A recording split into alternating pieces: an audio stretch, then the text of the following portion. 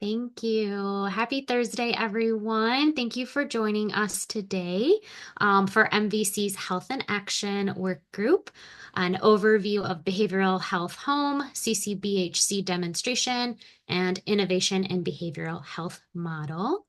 My name is Emily, and I'm one of the site coordinators with the Michigan Valley Collaborative, or MVC, and it's my pleasure to be facilitating this work group for you today. Right. So just a reminder, our agenda for today, I'm just going to go over a couple of housekeeping items and P4P credit reminders. Then our lovely presenters will provide their presentation. And then we will follow that with a chance for discussion and question and answer. And then we will finish with a review of MVC updates and upcoming events. We've got quite a bit to finish out 2025. All right, so just a couple of housekeeping items. This work group is being recorded. The slides and the recording will be shared with you at the conclusion of the work group via a follow-up email. Just give us a little bit of time to pull all those resources together. We will get it to you before the end of the workday. You also were likely muted when you joined the group this afternoon. So please keep yourself muted so that we can ensure the best audio quality for that recording, unless you would like to unmute and ask a question during that question and answer and discussion portion of today's meeting. And then lastly, we will be monitoring the chat for your questions. If something comes to mind in the middle of the presentation, feel free to pop that into the chat and we will collate those and present those to our presenters at the conclusion of their presentation. If you also have any questions related to MVC, feel free to put those in there and Rachel and I will answer those. Okay. Lastly, for those of you that are attending this work group for P4P credit, we look forward to your active participation by way of asking questions and being involved in discussion. For the post work group survey, we will share the link to that survey in the chat function of Zoom at the end of the work group. But if you aren't able to grab it at that time, we'll also include it in that follow-up email. As a reminder, please indicate the hospital on that survey that you would like your credit for attendance to today's work group to go towards. Right. So I'd like to present our presenters for today, Leah Julian and Lindsey Naeyaert. Leah earned her bachelor's degree in psychology from Oakland University and is currently the Innovation in Behavioral Health, or IBH specialist in the Behavioral Health Transformation Division at the Michigan Department of Health and Human Services in the Health Services Administration. In this role, Leah is responsible for the planning, implementation, and oversight of the Innovation in Behavioral Health model in partnership with the Center for Medicare and Medicaid Services, or CMS. Prior to taking on the role of IBH specialist, Leah was a behavioral health specialist in the strategic engagement and planning section within the Office of Strategic Partnerships and Medicaid Administrative Services at MDHHS. In this role, Leah was uniquely positioned to collaborate across programs, initiatives, and demonstrations within Michigan's behavioral health system. Before joining MDHHS, Leah held several roles at various levels of Michigan's public behavioral health system. So well ingrained in the public behavioral health space. Lindsey earned her bachelor's degree in psychology as well, but from Michigan State University, and holds a master's in public health from Indiana University. Lindsey is currently the director of the Behavioral Health Transformation Division at the Michigan Department of Health and Human Services in Health Services.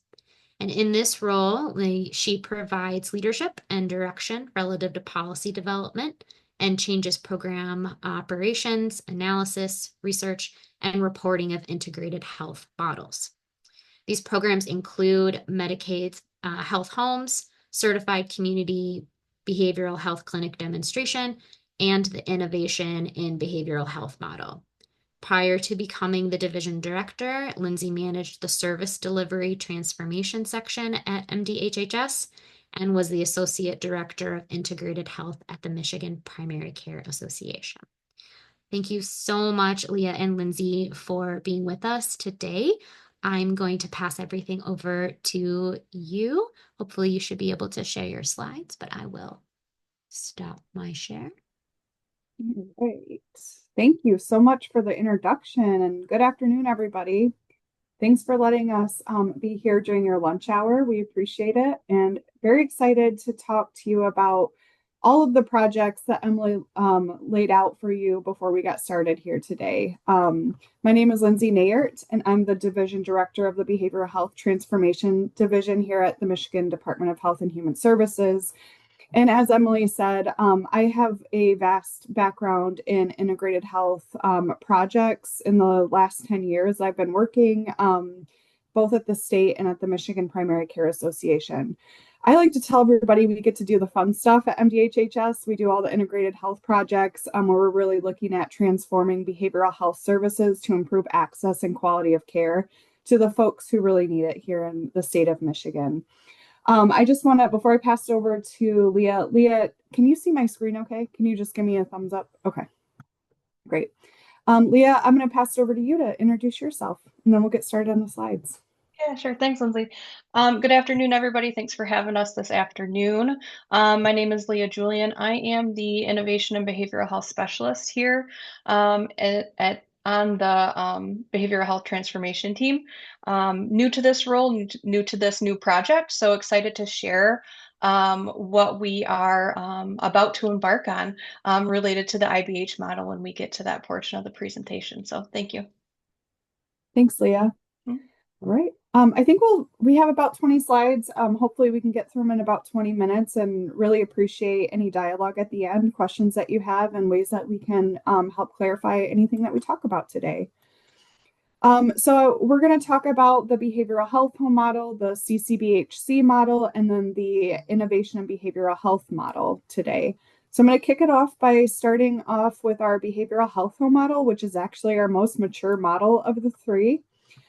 This is a Medicaid optional state plan benefit that was authorized under Section 1945 of the U.S. Social Security Act. And the purpose of this is to allow some flexible funding to states to support care coordination for Medicaid beneficiaries with serious and complex chronic conditions. The purpose of this funding and this model is really to improve the whole person care by integrating and coordinating physical, behavioral, and social services through an interdisciplinary care team. So what's really unique about this model is we were able and authorized to develop a care team that consisted of both behavioral health providers and primary care physicians and the medical staff, but also embed community health workers in a model, in a care team which wasn't reimbursable at the time when we started the model. So we were able to do this, develop these teams that could do coordination between all the things to help people with serious and complex chronic conditions. And the goal was really to integrate care, generate cost efficiencies, and to increase health status of folks, our most severe mentally ill folks out there. So people who have 2 or more chronic conditions or have one chronic condition for a second were eligible for health homes in general. And then we target, there's various different health homes, but this one really focuses on serious mental illness and or serious emotional disturbance for both adults and children. We began in 2014 with a county model and expanded that in October of 2020. Where we made it a PHP, our prepaid inpatient health plans were kind of the oversight entity, and we ran it through them in more of a regional model. Today, we're in 79 counties. We have 40 health home providers throughout those counties. And really, like I said, the goals of this is to improve care management for those beneficiaries with SMI or SED diagnosis, to really facilitate care transitions between primary, specialty, and inpatient settings of care, and to do the coordination between physical and behavioral health care services. This model is really specific to a specific population, those with higher level of needs of care. And so across those 79 counties, we have about 4,300 people enrolled, and we have folks enrolled anywhere from 4 to 86 years old. The structure of the model really focuses around the lead entity, who is the prepaid inpatient health plan that focuses on they're the managed care entity. They help with like the bottom system care coordination. They do enrollment and they pay the health home partners to provide the health home services. And so eligible health home partners include our CMHSPs, FQHCs, hospital-based clinical practices, our rural health clinics and tribal health clinic or centers throughout the state of Michigan. At this time, we have CMHs, FQHCs, and nonprofit behavioral health providers representing our health home partners for BHH. And on the right there, you can see on the right-hand side of the slide, you can see the staff that's required for each of the lead entity and the health home partners. And so the lead entity has to have a director to kind of oversee the care coordination at a high level and to do the payment and enrollment, while the health home partners have the required staff listed on this. And we're actually adding to the model starting in October, where we're including some housing coordinators as well to help with homeless population needs. So there is a behavioral health specialist, a nurse care manager, a medical consultant, a peer, or CHW or medical assistant, and then there's a psychiatric consultant as well that's required of the model. There's 6 core services that the health home partners have to provide. And in order for them to maintain their per member per month funding, they have to provide one of these services per month to the beneficiary. So we really do make sure that they are touching base with that individual every month to keep them engaged in care. And there's a requirement that if someone falls out of care, we follow them for 6 months to try to engage them and to bring them back into care. And really the payment flexibility here is amazing because they get paid for doing things around care coordination and health promotion that isn't typically billable under Medicaid. So if they are doing a huddle with their staff, they can count that as care coordination and submit that as an encounter for payment. So it's really unique, and we're really supporting those services that are indirect and aren't typically billable. Through this model, we've seen quite a few outcomes. We're still kind of analyzing this. We know that it's been in place for a little bit, and we're still looking at some of those outcomes and focusing on how we improve this model and what areas we need to grow in. But we are seeing some really great outcomes. So we're seeing increased control of high blood pressure for the folks who are enrolled, increased care coordination between physical health and mental health providers. There's an increased access to preventive and ambulatory health services and increased follow-up to hospitalization. These are all quality metrics that we track and we submit to the federal government annually.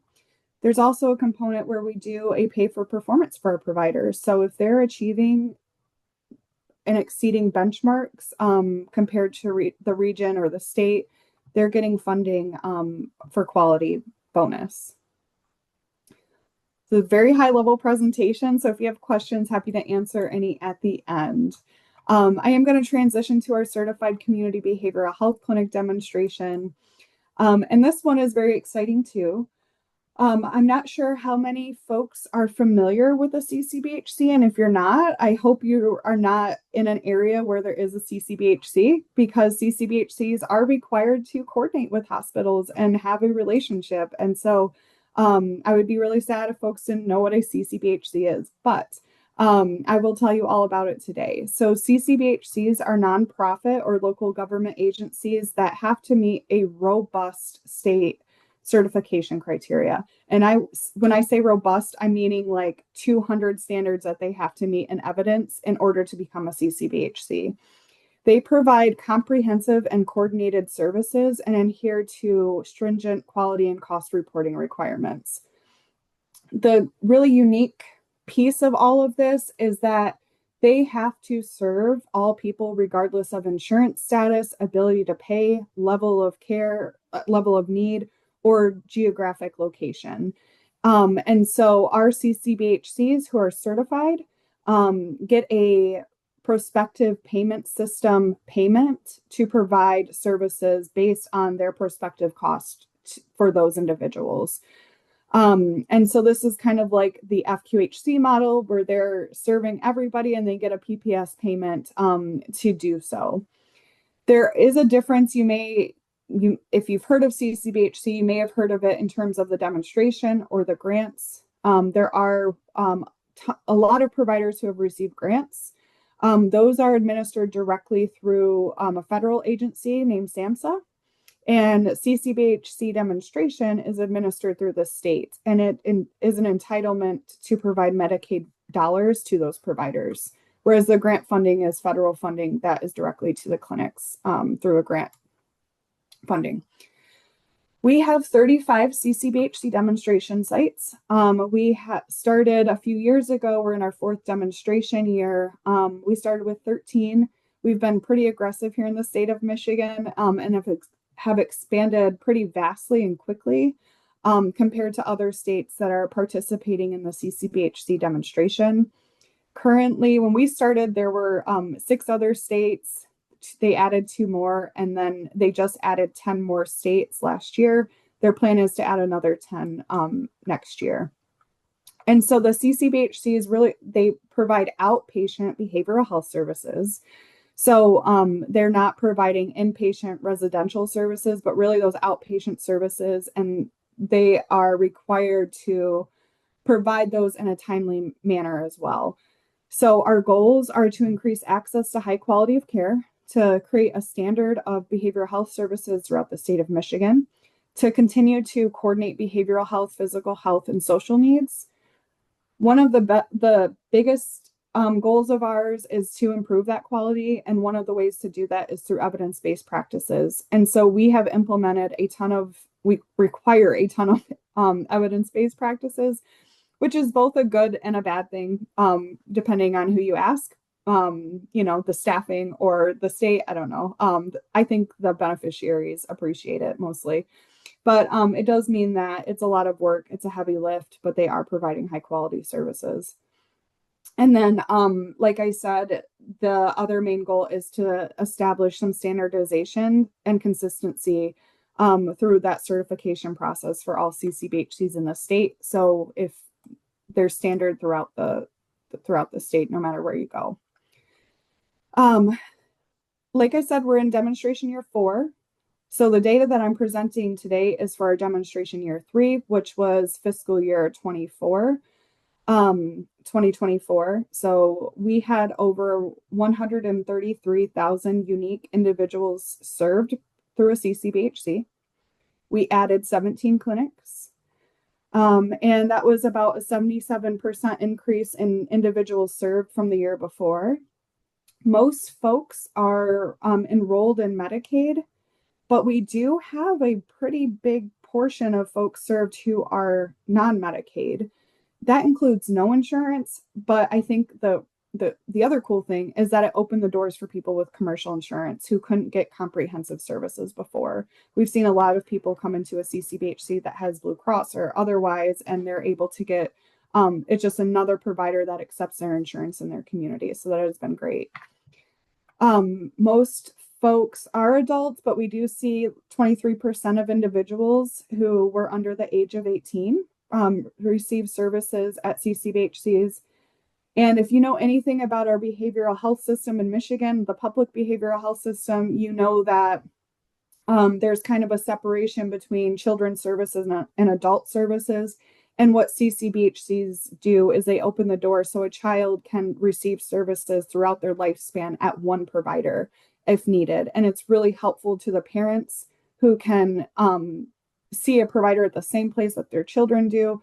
and they don't have to like take a bus to different places. They don't have to find transportation to different providers. So that was one of the unintended, and maybe not unintended, but unexpected outcomes of the CCBHC demonstration that we're seeing. Most 11% of individuals are served outside of a county with a CCBHC. So that means folks are traveling to CCBHCs to receive services.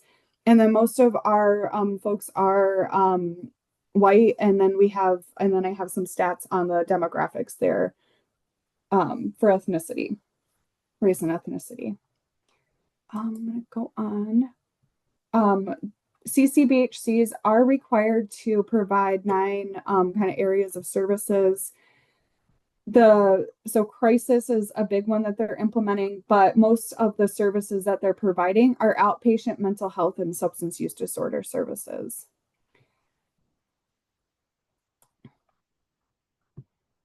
And in terms of quality metrics, much like the health home program, we have a set of quality metrics that we submit to the federal government. We also do a quality bonus payment to CCBHCs for meeting or exceeding benchmarks. And I've listed metrics here that CCBHCs have exceeded statewide averages on. Most of them are around follow-up, which is great. They're following up after emergency department visits for mental illness and alcohol and other drug dependence. So folks are getting connected to CCBHCs and getting re-engaged into care when they're seeking other alternatives to care. We're seeing some increasing and exceeding of benchmarks for diabetes screening for people with schizophrenia or bipolar disorder who are on antipsychotic medications, adherence to medications for some folks, and then initiation and engagement of alcohol and other drug dependence treatment. So we're really happy to see that, like, the coordination impact on the folks that are being served through a CCBHC. All right, and I'm going to pass it over to Leah.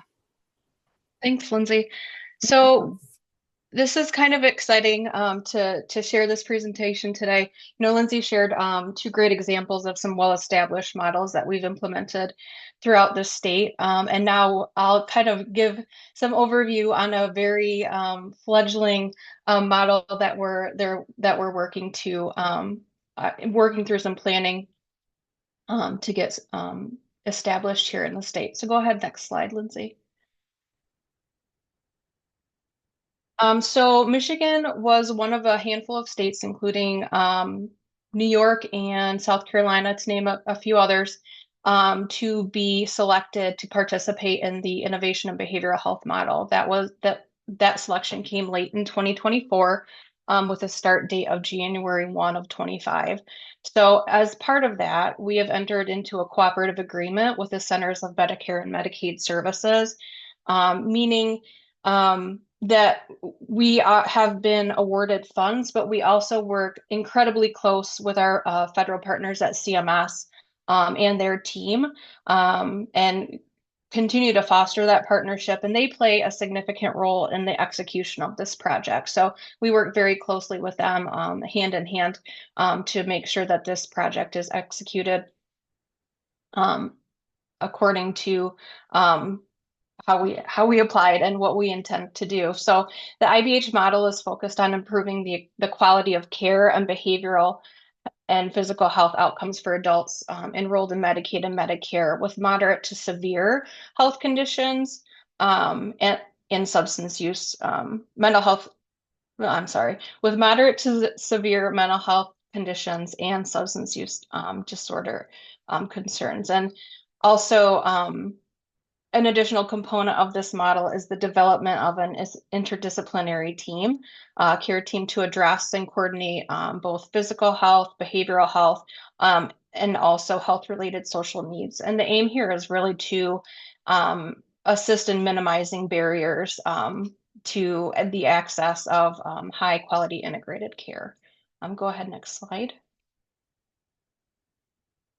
So the IBH model's care delivery framework includes three required core elements. So these elements are necessary to test a standard of integrated person-centered care in various specialty behavioral health organizations and settings. So as this model is developed here in Michigan through our planning phases, we will be identifying practice participants, and those practice participants who will be implementing the model will be required to adhere to these core elements. So they include care integration.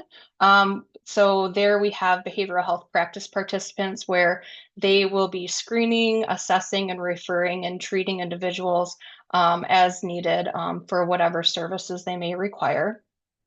An additional element is care management. So we, as part of the interprofessional care team, led by those practice participants, they will be identifying and addressing various needs that our individuals may need with ongoing care management. And then the third core element for this model is our health integration technology, or health information technology. So we are really looking to expand our health IT capacity through various investments and tools to allow our practice participants to improve the quality of reporting data and sharing data amongst our participants. Go ahead, next slide. I forget my notes are on my slides and not your slides. So these are 5 of the overarching goals of the IBH model. They probably sound a little familiar from the previous slides that were lightly touched on. But here we have our 5 overarching goals. So the first being improving quality and delivery of whole person care, aligning care delivery and payment systems between Medicaid and Medicare, exploring Medicaid payment strategies with our health plans, and part of that is requiring work with at least one managed care organization. So that is well in the works here too. And the last 2 goals, including developing value-based payment methodologies and improving quality and data sharing capabilities by improving our health IT systems. Next slide. So when determining our practice participants who will implement our IBH model, we intend to integrate this model with providers who are currently engaged in our CCBHCs, or Certified Community Behavioral Health Clinics, or behavioral health homes. So those are our initial practice participants that we will be targeting for this model. Additionally, practice participants must also be Medicaid entities. They must serve at the outpatient level of care while maintaining at least 25 people enrolled in Medicaid per month. And additionally, our practice participants must provide mental health and/or substance use disorder services at the outpatient level of care. Next slide. This is a very calm visual of the timeline that we have for this model. It kind of keeps me calm to look at this version of the timeline. The model will have an 8-year performance period, which is comprised of a 3-year pre-implementation or planning period, along with a 5-year implementation period. So it's kind of unique that we have 3 years to plan and really make these decisions and create the model design that's really meaningful for Michigan. And this is just a kind of delineates our planning period from our implementation period. And under our planning period, we have a few activities that are noted. So we are currently working on developing our convening structure. We need to work through and finalize our Michigan specific model design. We need to work through our payment methodologies. And we need to determine our practice participants and our site selection for the implementation of this model. And next slide. So as far as current status, Um, since the January start date, we have really made a lot of strides in meeting some of the milestones and deadlines as they've been set by CMS. So we do meet with them regularly, and they're continually checking in with us to make sure that we're meeting our milestones. And to date, we have established our convening structure, which is another unique piece to this model. Um, our convening structure is led by a third party in a neutral forum to bring together our IBH model stakeholders, including state personnel, some practice participants, community organizations, and others, really to drive consensus on model design elements and shared priorities. So now that we have our convening structure established and a cadence set, we're really able to move forward starting in October, which the planning is underway for that October meeting, to really talk through and gain some insight and come to a consensus on some of our recruitment strategies for our practice participants, really work through the details of that care delivery framework, and then work through our Medicaid payment approach and some of our HIT plans. So, and like I said, currently we're working on getting that October meeting with our convening structure really kind of set and ready to go so that we can start moving forward on making some of our decisions. So that's just a brief overview of our IBH model, still really in some of the very early planning stages, but incredibly excited to get this off the ground and stood up and kind of get the information out there so folks know what's coming their way. And I'm going to pass it back to Lindsey. Thank you. Well, I hope we've done a good job of keeping this brief but informative. We have listed some of our resources here. We have a behavioral health home website on our on Michigan Department of Health and Human Services website. We also have a CCBHC one, and then I included the IBH model, which is on the federal CMS webpage. And then here's our contact information if anyone has any questions or wants to reach out about the presentation. Thank you so much. Thank you, Leah and Lindsey. It was a great, yes, brief but informative overview of those three programs or models. I did not see that we had any questions come through in the chat during the presentation. So if anyone would like to unmute and ask questions of Leah and Lindsey, you are welcome to. Or if you prefer to put something into the chat, I will read it out loud and then everyone can hear. Okay, William. Good afternoon. I'm just curious about the CCBHC in Sinclair County. When you showed the map, it looked like there was one in Sinclair County, which was demoed in 2024. However, I've never heard of this program at all, and I am the manager for the county's only inpatient acute psychiatric unit.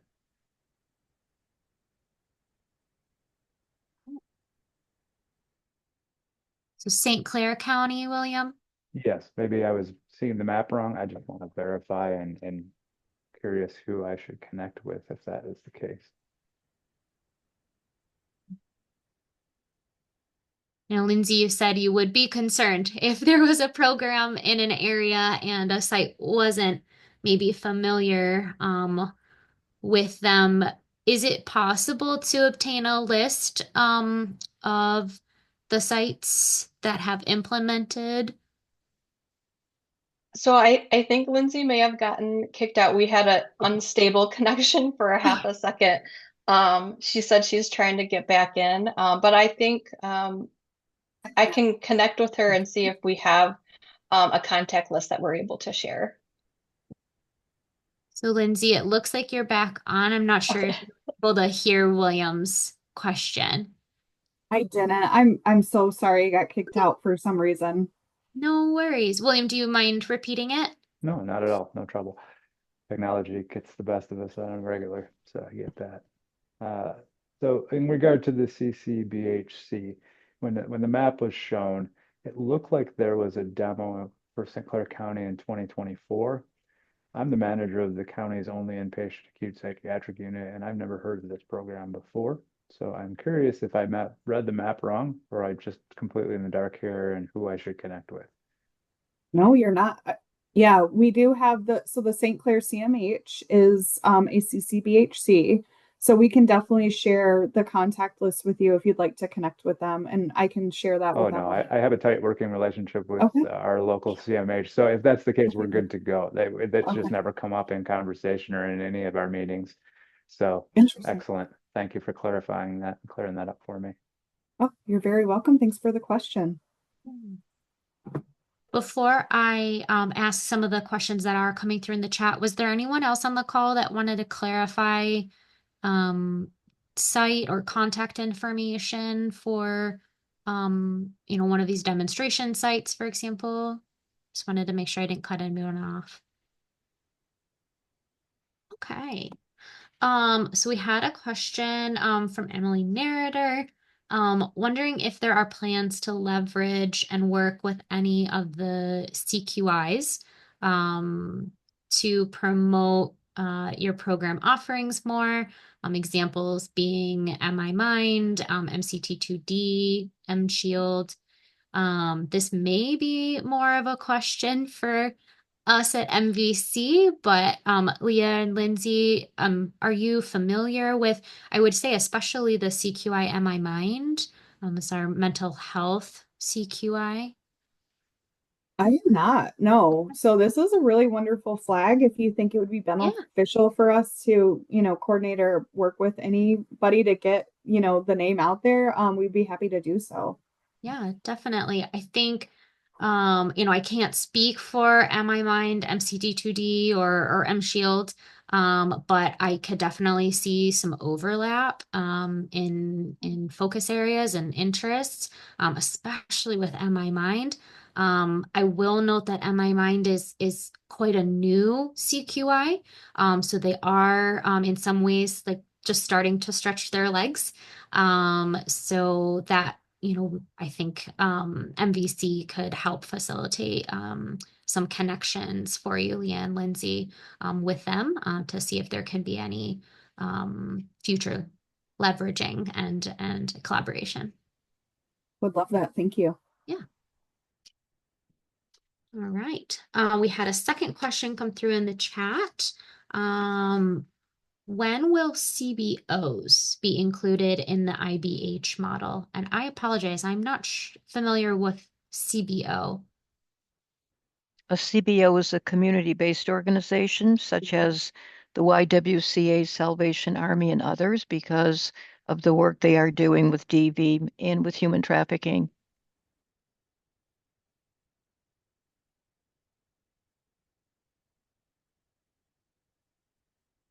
I wish I had a firm answer to share with you. That I think that's definitely something we need to consider and think through and work into our timeline. Especially right now since we're working through some of our planning phases. But that this might be something for our convening structure to kind of think through of how we might collaborate with other CBOs that are accessible within the community. Yeah, could you at least consider inviting some of the larger ones to your planning meetings because they are moving from a grant environment into a fee-for-service environment with POs because of the CHW activities in place. And can you clarify or share again those larger organizations that you're thinking of? Sure, the Salvation Army would be one. Okay. Okay, perfect. And the YW system, specifically the ones out of Kalamazoo. Thank you. Thank you for that. Okay. And those will be extremely beneficial as we start to look at the health related social needs. And that's probably where you're pulling it together because that's a huge focus for the IBH model to partner with, but also share data with so that it's more of a partnership and like they're part of the care coordination process and everything. So there's actually like a health information technology lens that CMS is wearing, where we can hopefully better integrate them in the data that we're receiving and sharing among all of the CBOs, the practice participants, and for the betterment of the services that are being provided. So really appreciate that flag. And if I could just add one other thing. So we're talking about care coordination activities, and both of you are at MDHHS. Just put a bug in the ear of the leadership to reimburse for care coordination activities that CHWs are involved in. It's not just about education, and it's not just about empowering, but it's also about coordinating services that are really needed in the community. And the reimbursement and the codes that are used are not appropriate for the work that's being done. Yeah, really appreciate that. Thank you so much. Yep. Some really great thoughts there about connections being made, between organizations and different types of programming. There's been a lot of shifts in how healthcare is being provided. And ultimately, I think, what you've presented today for us, Leah and Lindsey, are opportunities to try and fill some gaps, specifically in behavioral health care, and care coordination. So really want to thank you again for presenting on that. Does anyone else have questions for Leah and Lindsey? You can either unmute or add your question to the chat and I'll read it out loud. Looking to see if there's any hands raised.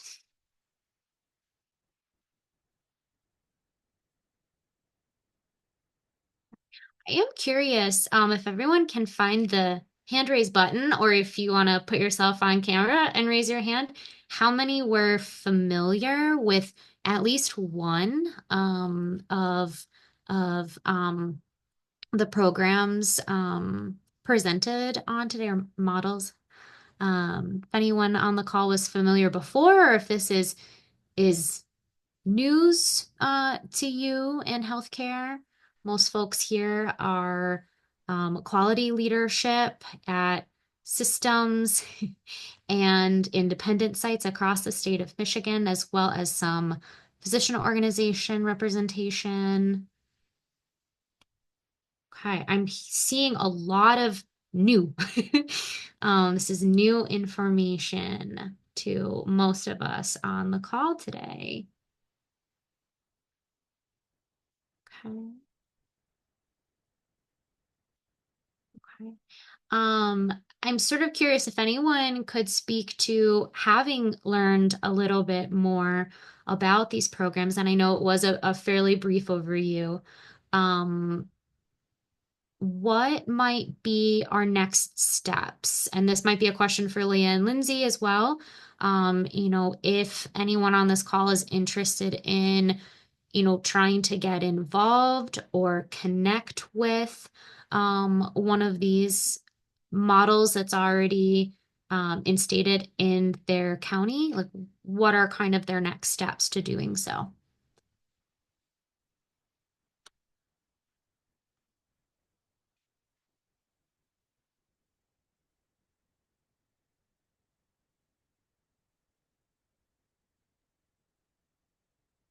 I'll pose that to you, Leah or Lindsey. That's okay.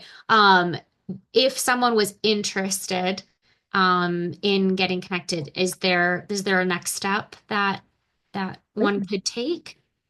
Yeah, so if anyone would like more information on how to partner or coordinate with these entities, feel free to reach out directly to us. We have all of our providers listed on the web pages that I put on as a resource at the end of the PowerPoint.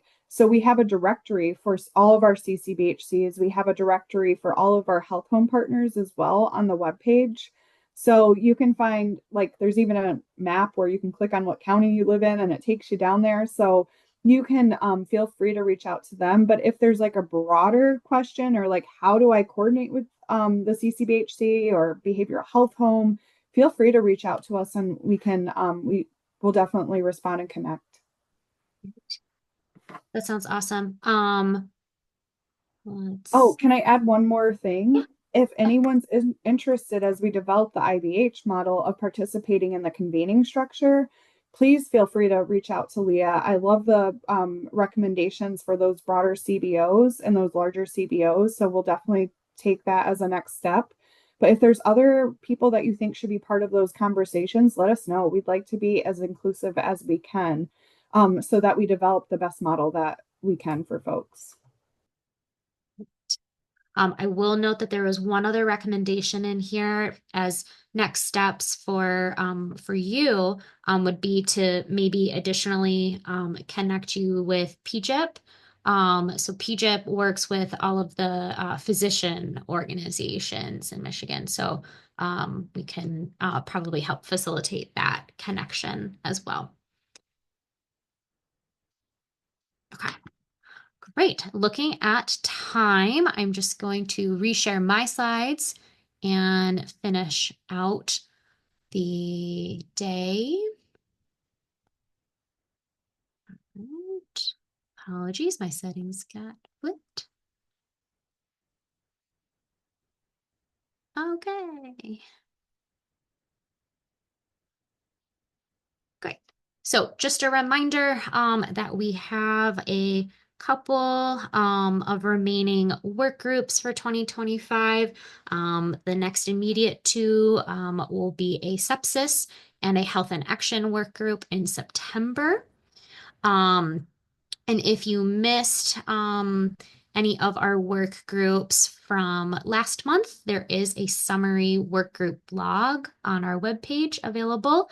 And the summary for August's work groups, including some notes on today's presentation, will be available in early September. So feel free to reference those as need be. All right. Additionally, we should have our health outcomes variation push report available to those with Dropbox access today. I am ensuring that those are going out by the end of today. So if that's of interest to you, that should be available to you soon. September 30th, any requests for 2025 MVC site visits are due to us. Those will get scheduled after our collaborative-wide meeting in October. So if you are interested in meeting with MVC and discussing in more detail your quality improvement initiatives, please send us your requests for those site visits soon. And then just a reminder that MVC's fall collaborative-wide meeting registration opened this week, and that meeting is scheduled for October 10th at Vista Tech Center in Livonia, Michigan. We hope to see many of you there in person. And lastly, MVC is still seeking just a few presenters for our remaining work groups in 2025. And of course, would also accept presentation proposals for future 2026 events that is quickly approaching. So if you have any really great presentation ideas, please send us those proposals, and we look forward to reviewing those. All right, that concludes our work group today. Thank you again so much to Leah and Lindsey for presenting and telling us a little bit more about your programs. That post-work group survey link is available in the chat. And if you miss it, or if you are calling in and can't access the chat, I will include it in the email. That should be coming out before the end of the day. And that'll include our slides as well as the recording. So thank you so much again. Thank you. Bye.